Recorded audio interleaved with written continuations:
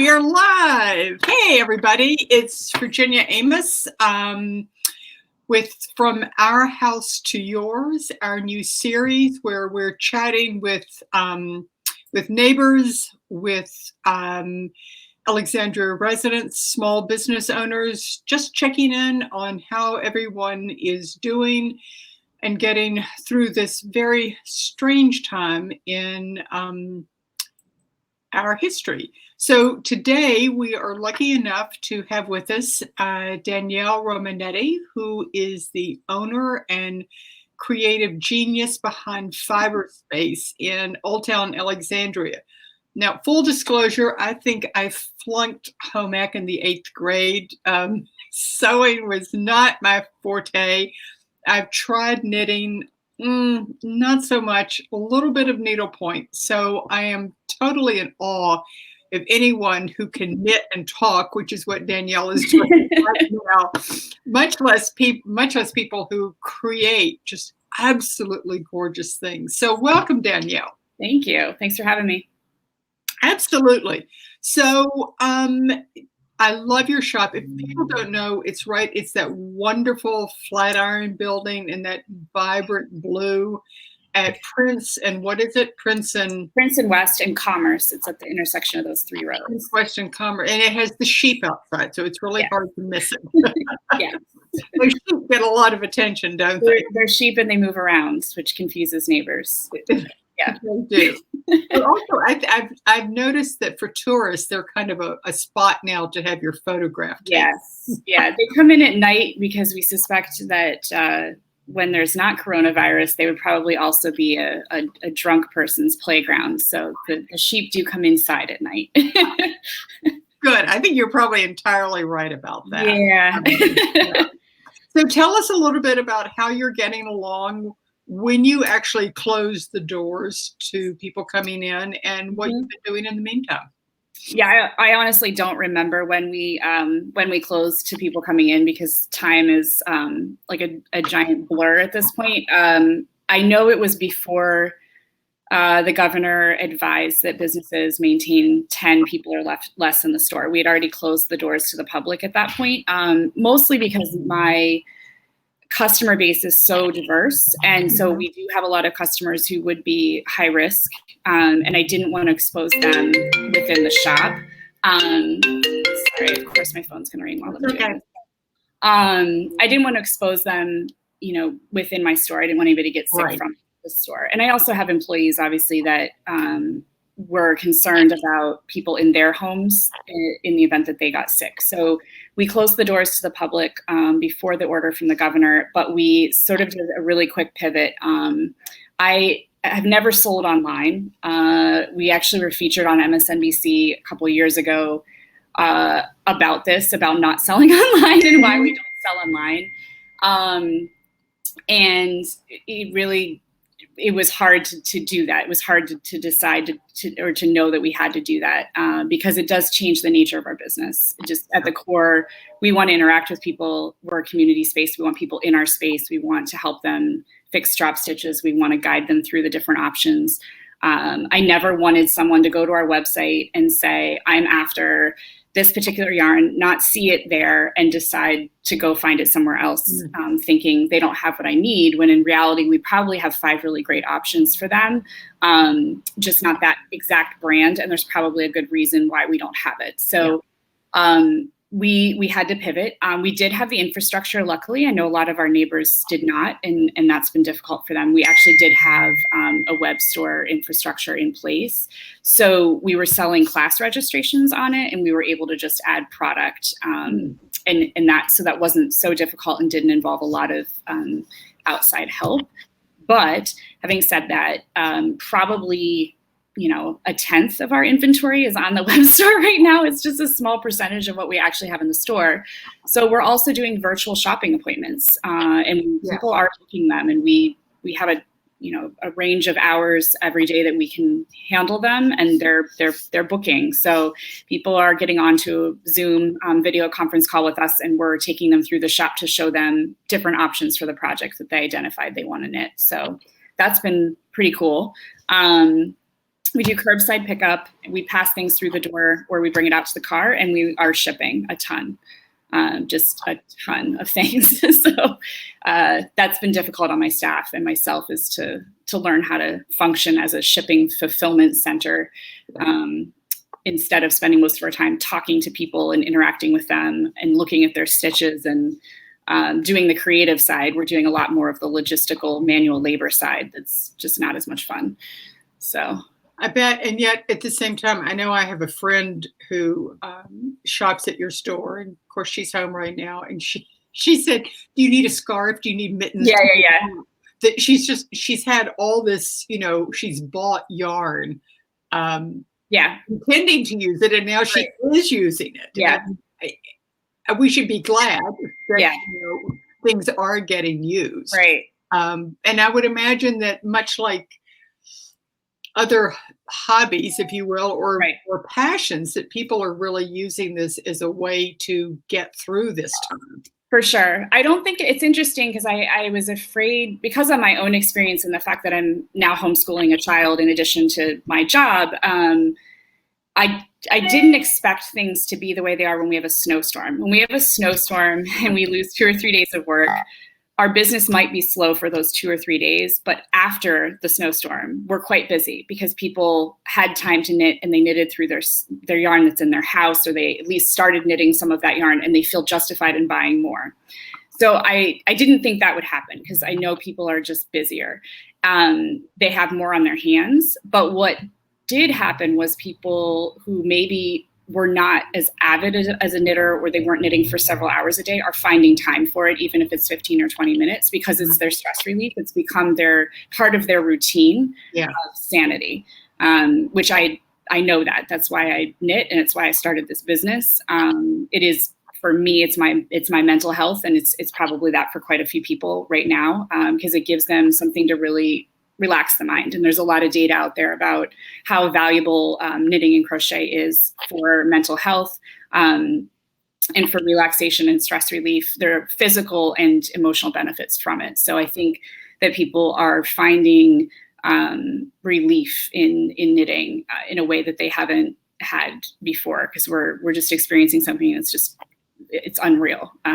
It's not anything any of us ever thought we would live through. So I mean, for me, it would not be stress relieving. It would be stress inducing. Maybe.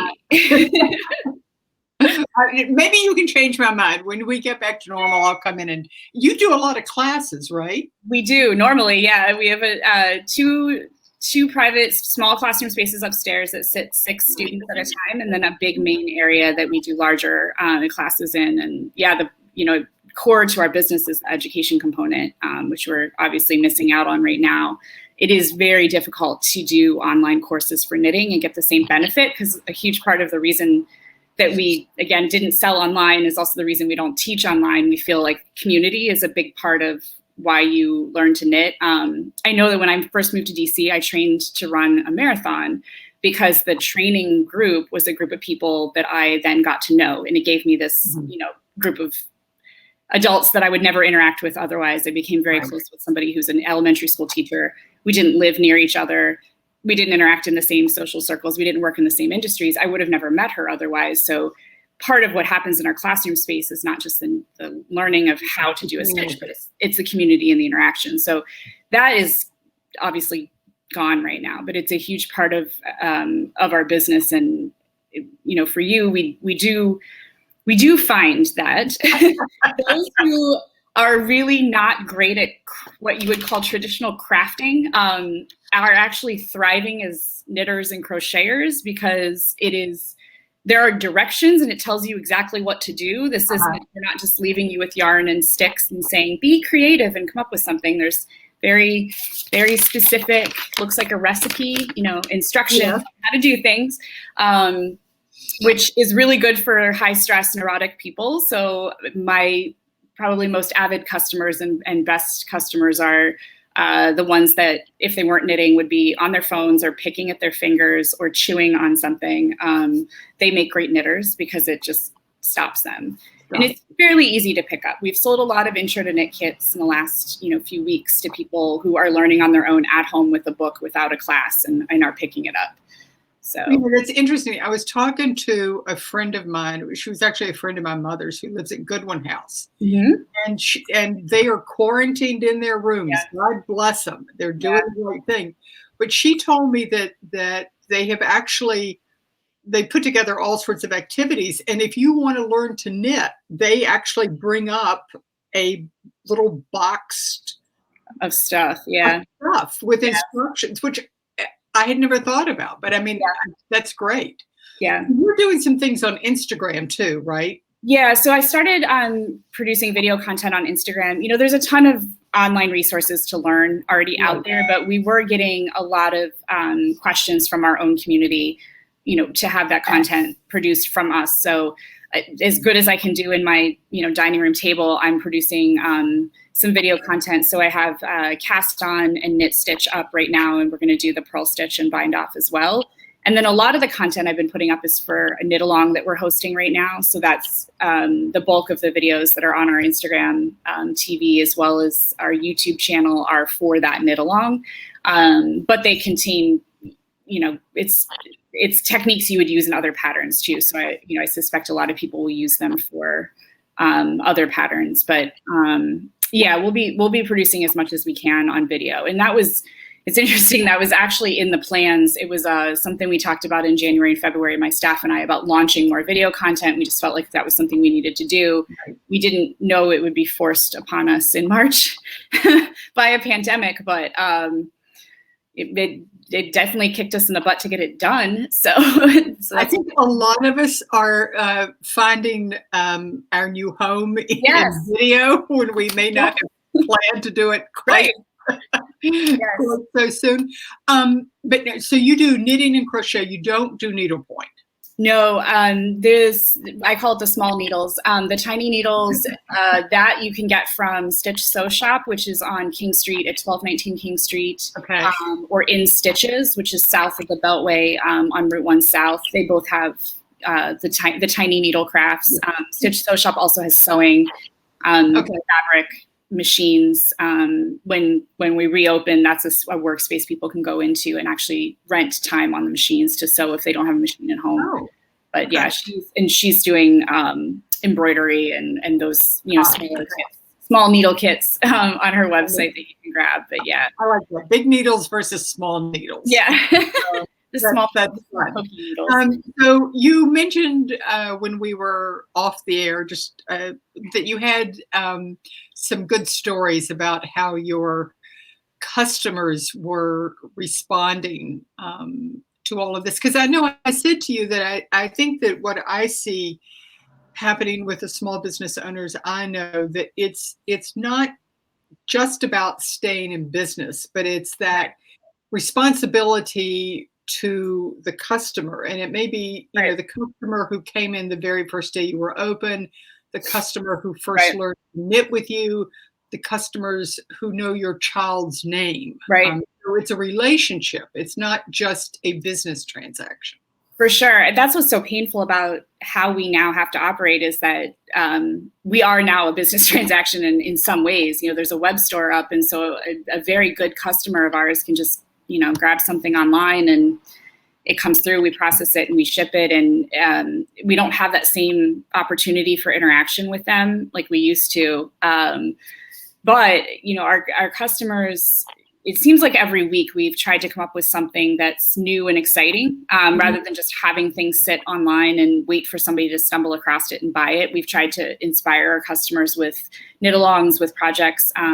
We twice launched the shirt that I'm wearing, which is actually, it's a design by Franklin Habit, and it's a sheep with his prepared stash, so his yarn and his wine and his toilet paper.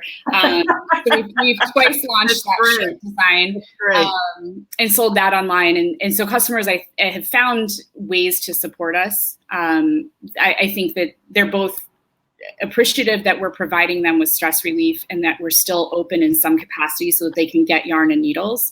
But on the flip side, they're helping us. They're finding ways. So those that, we got notes from them on web orders that just said, I can't justify buying any more yarn. I have so much of it, but I'm going to buy this bag from you. I'm going to buy this t-shirt from you.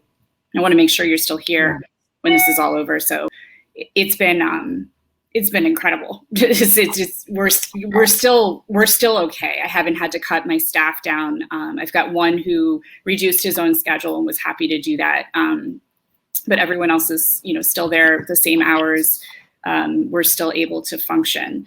It's a lot more work to work the way that we are. It's obviously a lot easier for people to come into the store and shop than it is to sell with a video camera or with a web store. But we're just grateful that we're still standing. So it's been really good.